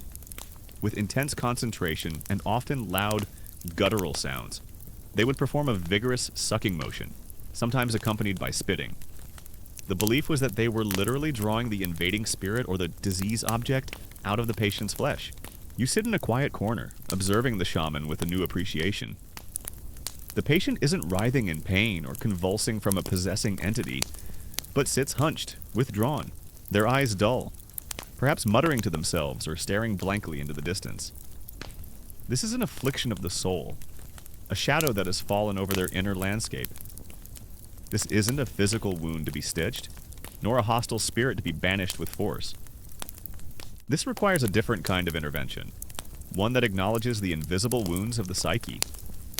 If you're used to sorting your mental well-being with an app, prepare for a very low-tech, high spiritual alternative. Often, after this sucking, the shaman would produce the object they had supposedly extracted. This might be a sharp stone, a piece of bone, a small insect, or a clump of hair, items that were secretly hidden in their mouth or hand beforehand. This was not always seen as outright trickery by the community. Rather, it was understood as a powerful visual confirmation, a tangible representation of the invisible evil that had been removed. It made the abstract threat real and therefore conquerable. For the ancient patient, seeing the thing that caused their suffering finally removed was a profound moment of relief, a clear sign that the healing had begun. The most common historical fact that often surprises modern observers is the ancient and widespread recognition that physical illness was often intertwined with emotional and spiritual distress. It wasn't always obvious to the ancient mind what caused a fever or a broken bone, but they instinctively grasped that a person's inner state, their grief, their fear, their guilt, their disconnection from community or spirit, could manifest as very real physical symptoms. The idea of a sick soul leading to a sick body was a fundamental tenet. Another common method involved incantations and verbal commands, often delivered with powerful, commanding voices, designed to frighten or compel the spirit to leave. The shaman might chant ancient verses, threaten the spirit, or call upon powerful benevolent spirits or ancestors to assist in the expulsion. This was often accompanied by vigorous shaking of rattles, loud banging of drums, or even physical agitation of the patient's body, designed to dislodge the unwanted entity. Think of it as a very aggressive eviction notice, served with a lot of percussion. Imagine a villager plagued by chronic fatigue, digestive issues, and a pervasive sense of dread, despite no obvious physical injury or acute illness. To the shaman, this wouldn't just be a physical ailment, it would be a clear sign of an imbalance within their spirit, perhaps caused by unresolved trauma, a broken taboo, or a profound loss. The shaman didn't just treat the symptoms, they sought to understand the story behind the suffering. They listened, deeply and intently, to the patient's dreams, their fears, their conflicts, acting as a combination of confessor, storyteller, and spiritual guide. It was like having a life coach who could also, potentially, shapeshift into a raven and fly into your nightmares. Then there was the concept of spiritual cleansing through smoke or ritual purification. Certain pungent herbs, like sage or specific resins, would be burned, and the smoke would be wafted over the patient's body, believed to purify the aura and drive away negative energies. Water, often sacred water imbued with spiritual power, might be sprinkled or used for ritual bathing, washing away the spiritual contamination. These practices aim to make the patient's spiritual environment inhospitable for the intruding entity. The shaman's diagnostic process for these internal ailments was less about examining the body and more about exploring the psyche. They might engage in long, patient conversations, coaxing out the hidden anxieties and unspoken burdens. They observed subtle changes in body language, shifts in tone, and the metaphors the patient used to describe their suffering. They were astute readers of human behavior, even if their framework was spiritual rather than clinical. Now let's delve into a truly unique and often little-known detail about these expulsion methods: the strategic use of counter-irritants, or ritualized infliction of minor pain to create a diversion or shock the invading spirit into leaving, sometimes involving scarification or specific biting. This was less about pure suffering and more about a calculated spiritual strategy. This leads us to a truly unique and often little-known detail about these practices: the extensive and systematic use of dream interpretation and symbolic journeys, often induced through trance states or psychoactive plants, as a primary method for diagnosing and treating psychological and spiritual afflictions. Essentially operating as ancient forms of subconscious exploration, and narrative therapy. This wasn't just about entertainment or divination. It was about plumbing the depths of the inner world for healing. Imagine the shaman, after performing the sucking or chanting, taking a small, sharp instrument, perhaps a flint blade, a sharp bone, or even using their own teeth.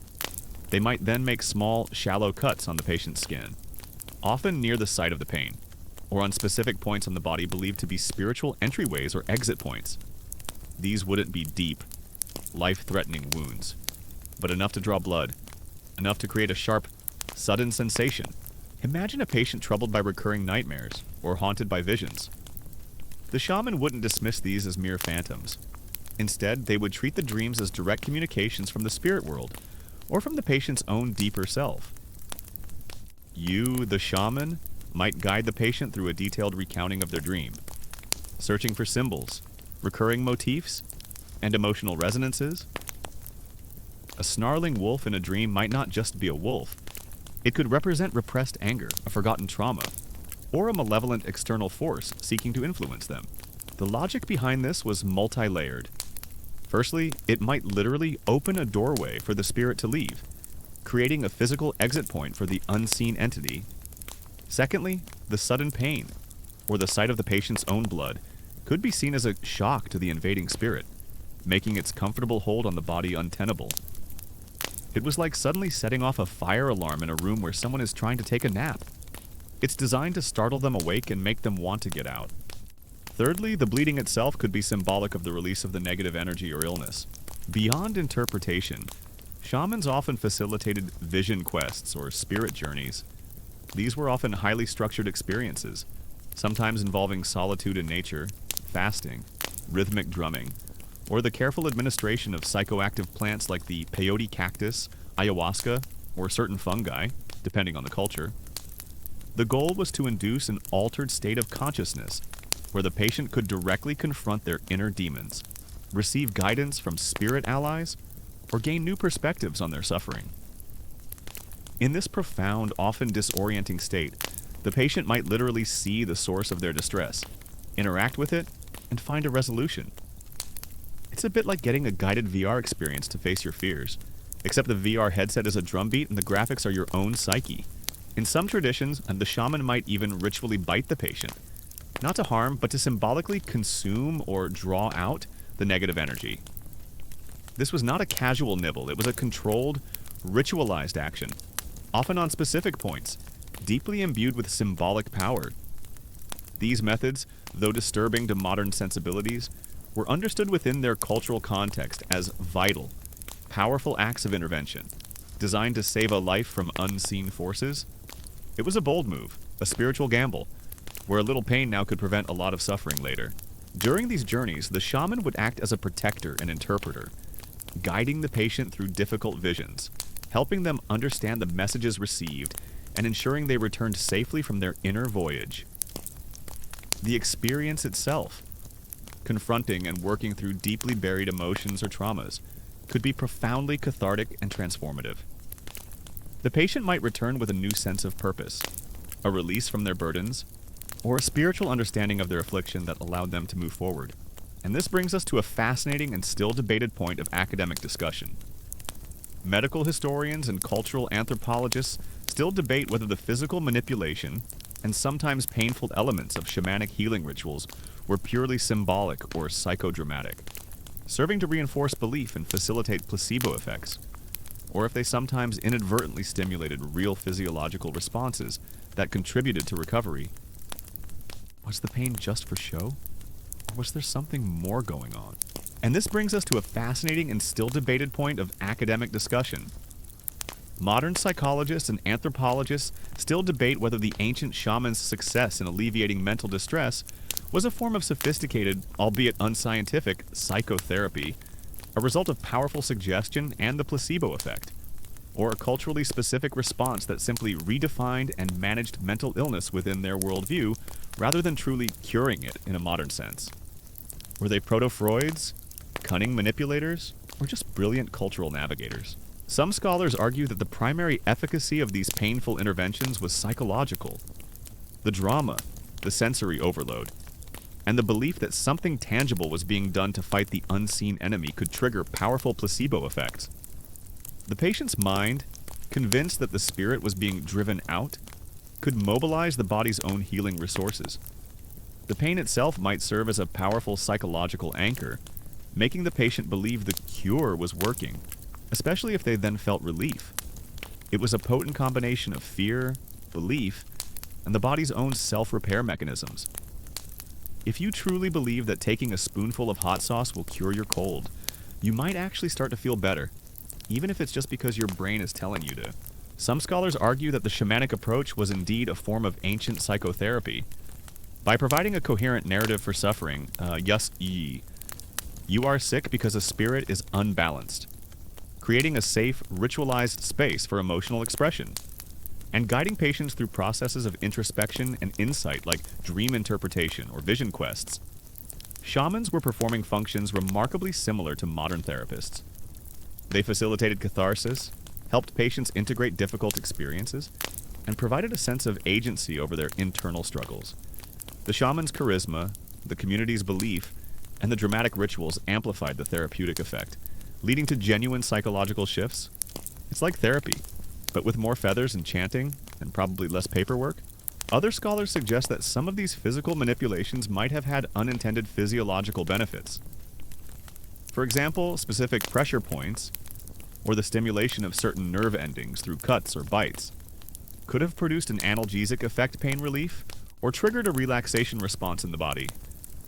While not understood in modern medical terms, ancient practitioners might have stumbled upon effective acupressure points or similar techniques through generations of empirical observation. The physical trauma in a controlled ritualistic setting could also temporarily shift the body's focus, perhaps interrupting pain signals or diverting attention from chronic discomfort. This perspective acknowledges that ancient practices, while framed spiritually, might have contained nuggets of practical, albeit unscientific, medical knowledge. Other scholars emphasize the power of suggestion and the placebo effect. They argue that the overwhelming cultural belief in the shaman's abilities, combined with the intense sensory input of the rituals drumming, chanting, smoke, could induce powerful psychological and physiological responses in the patient. If the patient believed they were being cleansed or healed, their own body and mind could respond accordingly, leading to a reduction in symptoms. In this view, the specific therapeutic techniques were less important than the overall framework of belief and the shaman's authority. It's a bit like buying a ridiculously expensive organic smoothie because you believe it's healthy, and then you feel healthier, even if it's just really sweet kale juice. This debate highlights the difficulty of separating cause and effect in ancient healing. For the ancient patient, the pain was not questioned if it led to relief. The shaman's performance, the physical interventions, and the shared belief of the community all converged to create a powerful healing experience.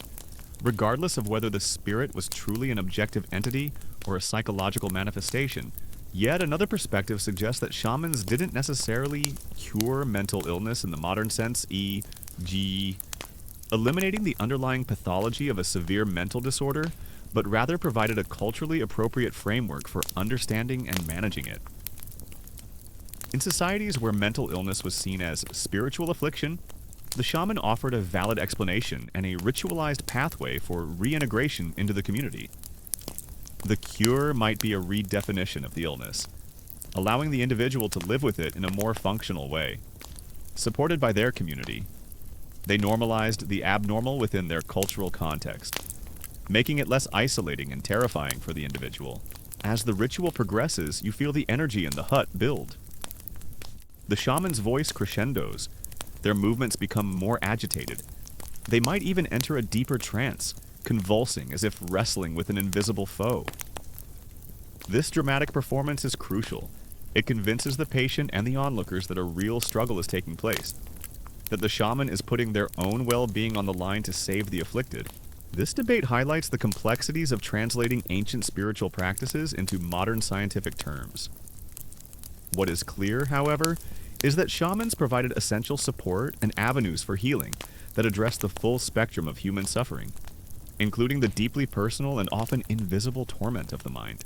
You might witness the shaman engaging in a ritualized dance of expulsion, leaping and spinning, brandishing sacred objects, symbolically chasing the spirit out of the patient's body and out of the dwelling. They might use specific gestures to cut the energetic ties binding the spirit, or to seal the patient's aura after the expulsion, preventing the spirit from re-entering. The air might feel thick, heavy, then suddenly light, as if something unseen has indeed departed. Beyond direct therapeutic intervention, shamans also played a crucial role in communal mental health. They were often the arbitrators of disputes, the keepers of tribal histories which provided a sense of identity and belonging, and the facilitators of rites of passage that helped individuals navigate major life transitions. By ensuring social cohesion and individual integration, they indirectly contributed to the psychological well-being of the entire community. A cohesive, supportive community could act as a buffer against individual psychological distress. After the expulsion, the shaman often performs a purification or blessing ritual for the patient. This could involve anointing them with sacred oils, blowing smoke over them, or giving them protective amulets to wear. The intent is to fortify the patient against future spiritual attacks and to help them recover from the trauma of the illness and the healing process. They also often provide instructions for aftercare, which might include specific dietary restrictions, further herbal remedies, or behavioral prohibitions to prevent the spirit from returning. It's like being discharged from the hospital, but instead of avoiding heavy lifting, you're told not to insult any local river spirits. You might witness the shaman mediating a conflict between two villagers, or leading a coming-of-age ceremony for a group of adolescents. In these roles, they were applying their understanding of human nature, conflict resolution, and developmental psychology, albeit without ever using those terms. They understood that a person's health was deeply connected to their relationships and their place within the group. The effectiveness of these rituals from the perspective of the ancient community was often judged by the patient's recovery. If the fever broke, if the pain subsided, if the mental clarity returned, then the shaman had been successful. The spiritual battle had been won. The experience, though harrowing, solidified the shaman's reputation and reinforced the collective belief system that underpinned their entire world. The shaman's mastery of ritual as therapy was also a key element.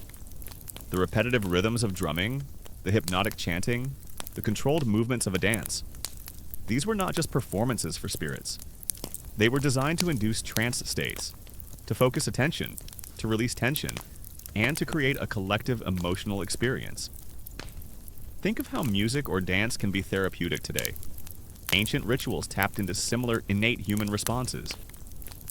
The emotional release experienced during a powerful ritual could be incredibly cathartic, allowing individuals to process grief, fear, or anger in a culturally sanctioned and supportive environment.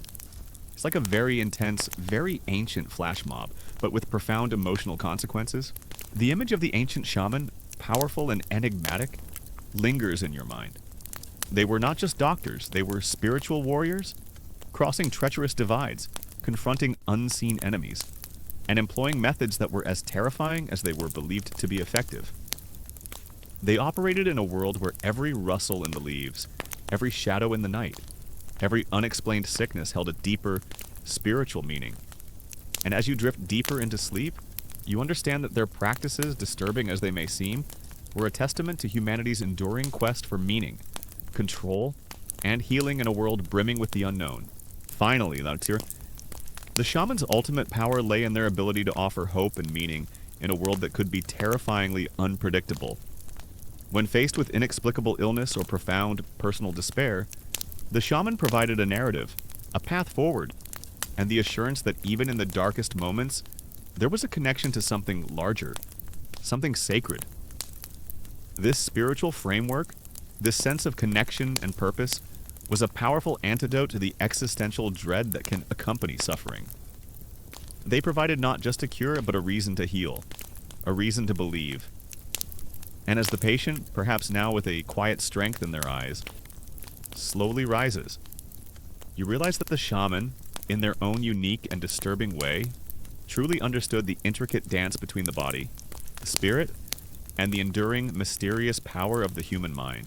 The echoes of the shaman's chants still hum in your ears, the raw energy of expulsion rituals vivid in your memory. You've seen them battle unseen entities, retrieve lost souls, and even use pain to drive out spiritual invaders. Now, as you delve deeper into the shaman's world, you realize that their connection to the unseen isn't limited to fleeting spirits or altered states of consciousness. It's often anchored in something far more tangible, yet equally mysterious: bones and skulls. Ancient relics that held profound power, central to their most sacred healing and divination rites. The deep, resonant understanding of the human mind, the intricate dance between spirit and body, still lingers in the air from our last journey. You've witnessed the shaman's multifaceted role as surgeon, herbalist, exorcist, and ancient psychologist. Now, as our journey through their disturbing yet profoundly insightful practices draws to a close, we confront their ultimate legacy: how the echoes of these ancient healing shamans, their beliefs and their techniques, have continued to resonate through millennia, subtly shaping traditional medicine systems and even offering unexpected parallels to our modern scientific understanding of wellness. You find yourself in the shaman's inner sanctum, a space you've only glimpsed before. It's not a sterile clinic, it's a living shrine. The walls are adorned with animal hides, bundles of dried herbs hang from the rafters, and the air is thick with the scent of smoke, earth, and something ancient. Something that speaks of forgotten stories. And everywhere you notice them bones, not just scattered haphazardly, but arranged with purpose, polished smooth from centuries of handling, imbued with a quiet, potent energy. You might even feel a subtle hum, a vibration from these silent sentinels of the past. It's like walking into a very old, very spiritual antique shop. But instead of dusty teacups, there are femurs. You close your eyes, no longer in a specific ancient dwelling, but in a vast, timeless space, surrounded by the wisdom of ages, the scent of ancient herbs, the faint sound of a distant drum, the quiet hum of spiritual energy. These sensations are now part of you. You realize that the boundaries between ancient and modern, between spiritual and scientific, are far more permeable than you once imagined. The shaman, in their own unique way, was addressing fundamental human needs for meaning, connection, and relief from suffering, needs that persist today. Even if our methods have changed, and frankly, after witnessing some of their methods, you'd probably rather stick to ibuprofen and a good therapist. The most common historical fact regarding bones in ancient healing is the widespread use of animal bones, and sometimes human skeletal remains, as sacred tools, divination instruments, or powerful protective amulets. Bones, as the last enduring physical remnants of a living being, were seen as holding the essence, wisdom, or power of that creature or individual. They were a direct link to what once was Wanbud, a bridge between life and death, the visible and the invisible. The most common historical fact that truly highlights the enduring influence of these ancient practices is the foundational role of shamanic and indigenous healing principles in the development of many traditional medicine systems still practiced today, such as traditional Chinese medicine, TCM, and Ayurveda, as well as various folk medicine traditions around the world. While these systems evolved, they often retained core shamanic concepts: the holistic view of health, body or soul, mind, spirit, inextricably linked, the importance of energy flow, the use of plants for medicinal and psychoactive purposes, and the recognition of an interconnected spiritual dimension. Imagine a deer skull, intricately carved, sitting on a prominent altar. This isn't just a trophy, it's a conduit to the deer spirit, a source of guidance for hunters, a symbol of swiftness and keen senses for the sick. Or perhaps you see a collection of bear teeth strung into a necklace worn by the shaman, believed to imbue them with the bear's strength and ferocity in spiritual combat. Each bone tells a story. Each fragment holds a piece of a larger spiritual puzzle. You might even see finely polished ribs used for scraping specific herbs, or a hollowed-out bone used as a spiritual whistle to summon or dismiss spirits.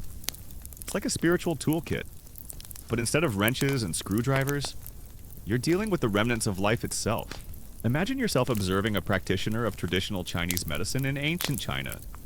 While they might not be entering a trance or directly communicating with spirits in the same overt way a Siberian shaman would, their diagnostic methods often involved observing imbalances in Qi life force energy, aligning with concepts of energetic flow that have shamanic roots. Their treatments might include acupuncture, manipulating energy points, herbal remedies often with psychoactive components to induce altered states or deep relaxation, and dietary advice, all aimed at restoring balance within the body's internal landscape. and often the individual's relationship with their environment.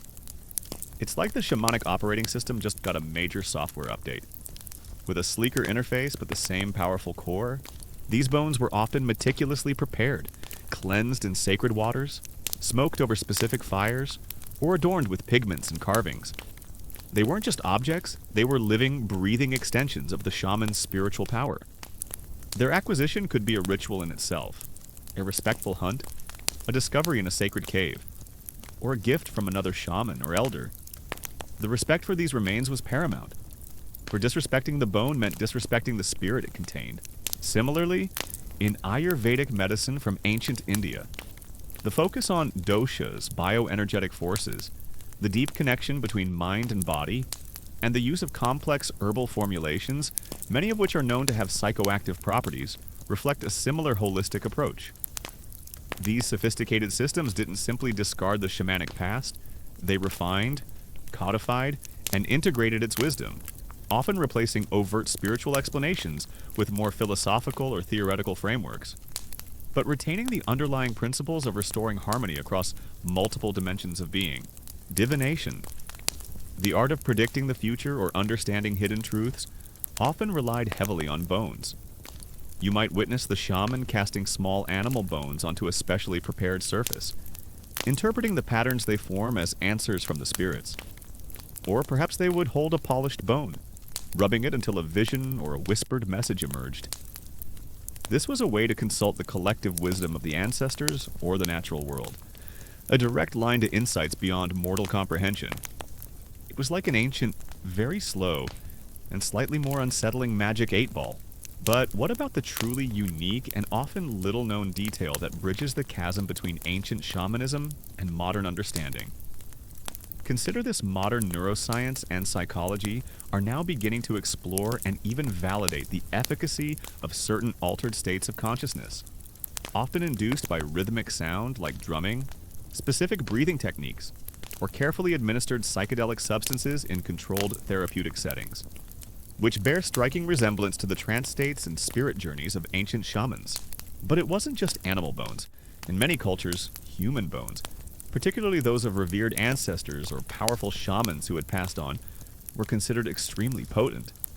These weren't necessarily used in a ghoulish way, but with immense reverence. A skull of a wise elder might be kept in a central place, consulted for guidance, or even used as a temporary vessel for the ancestor's spirit during important rituals. The belief was that the wisdom and power accumulated during their lifetime remained imprinted on their bones.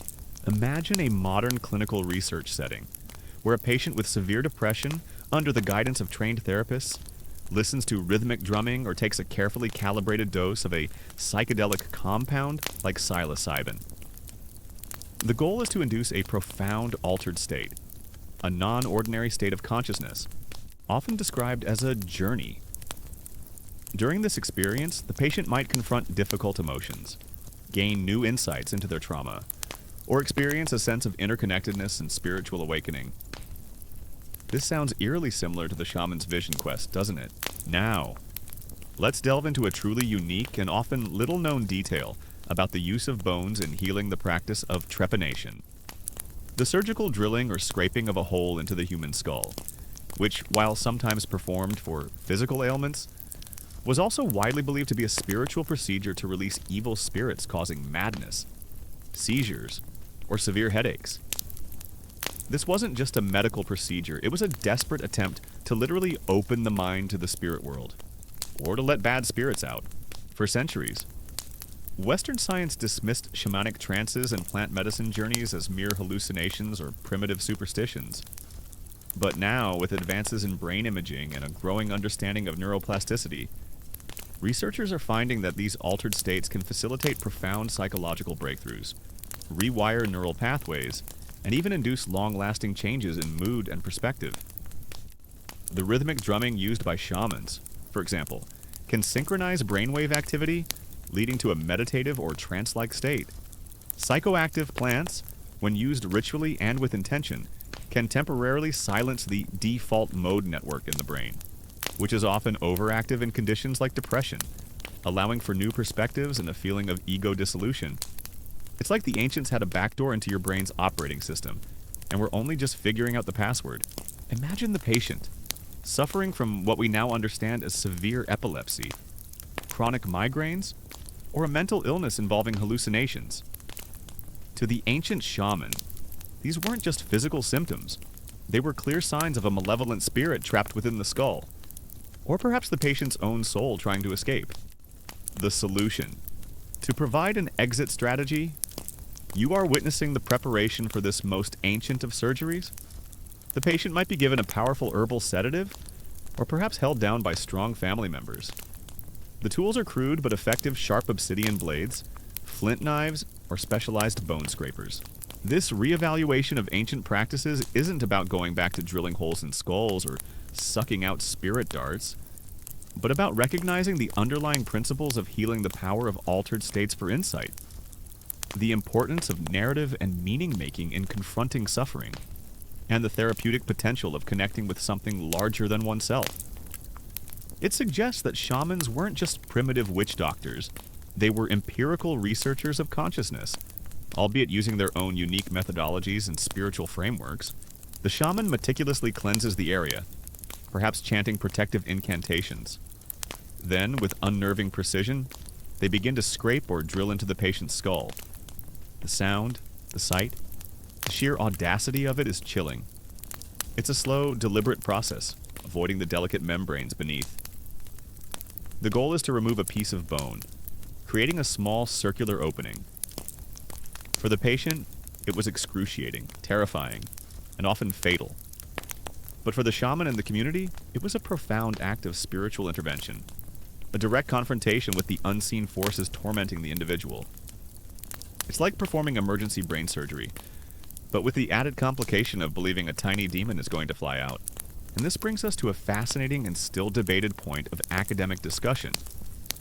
Modern medical ethicists and historians of medicine still debate the extent to which the current resurgence of interest in psychedelic-assisted therapy and mind-body medicine represents a true scientific advancement, or merely a rediscovery and repackaging of ancient shamanic healing modalities under a new, secularized and commodified framework, raising questions about cultural appropriation and equitable access to these powerful forms of healing.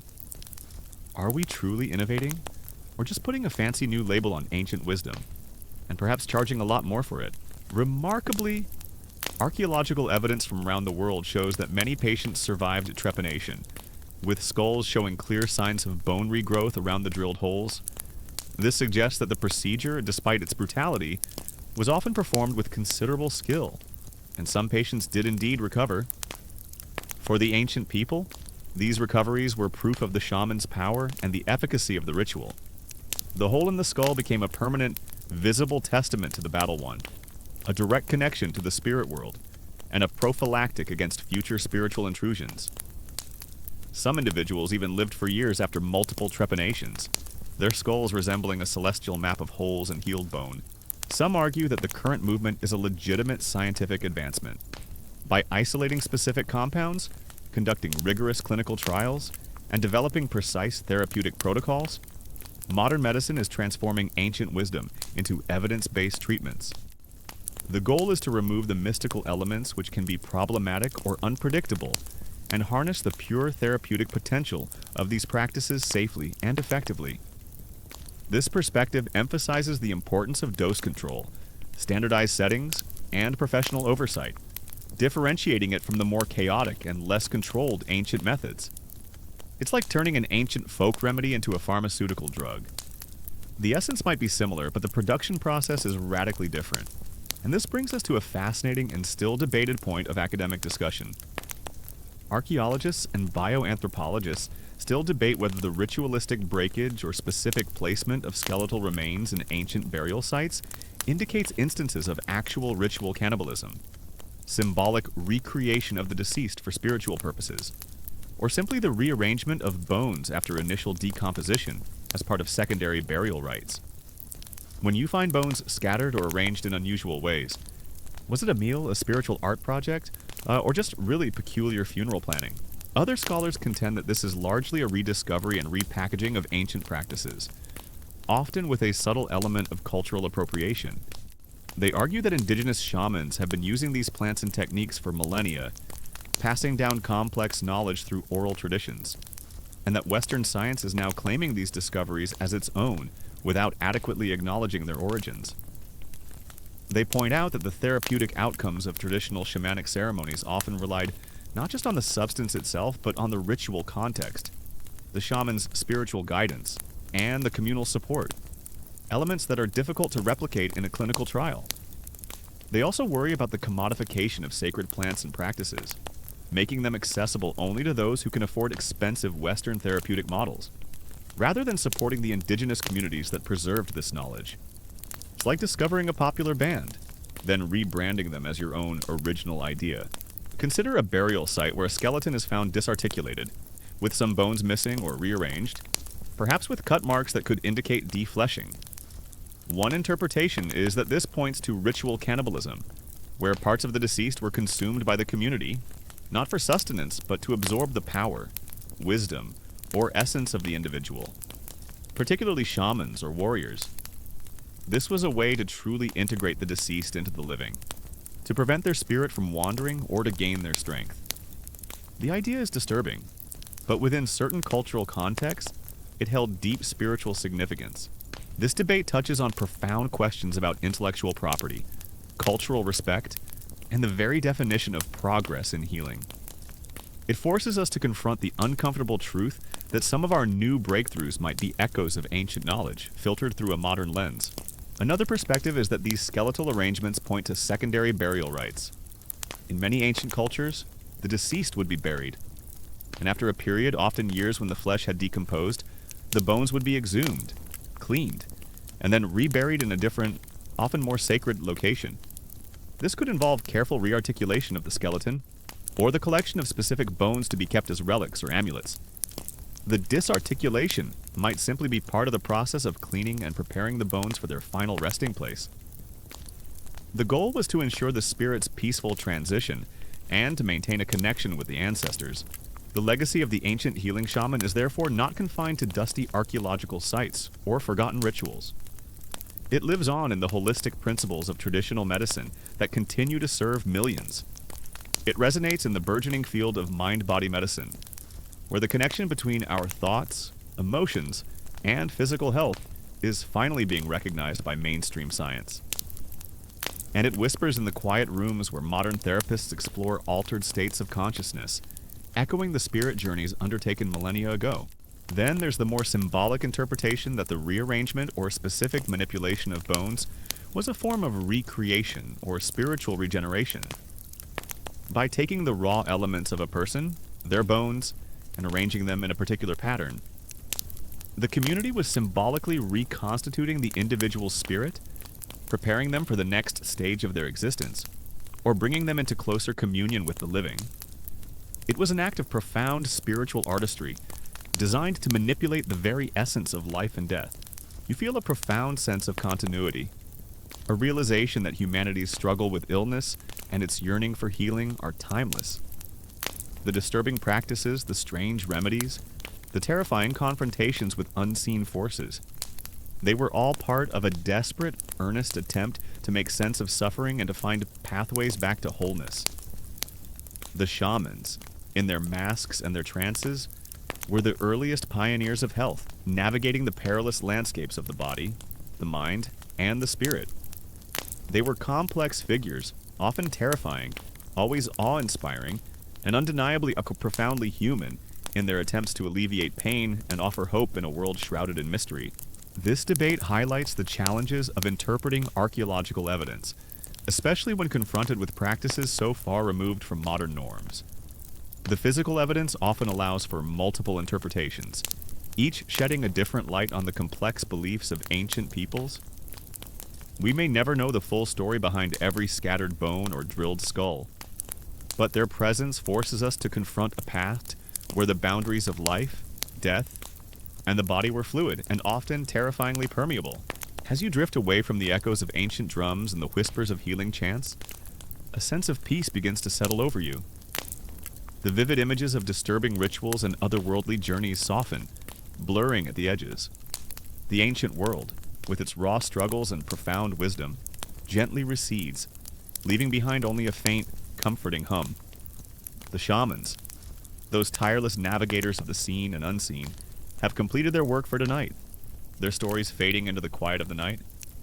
You are safe, warm, and the echoes of their power are now just soft memories, guiding you deeper into slumber. The mysteries remain, but the journey is done.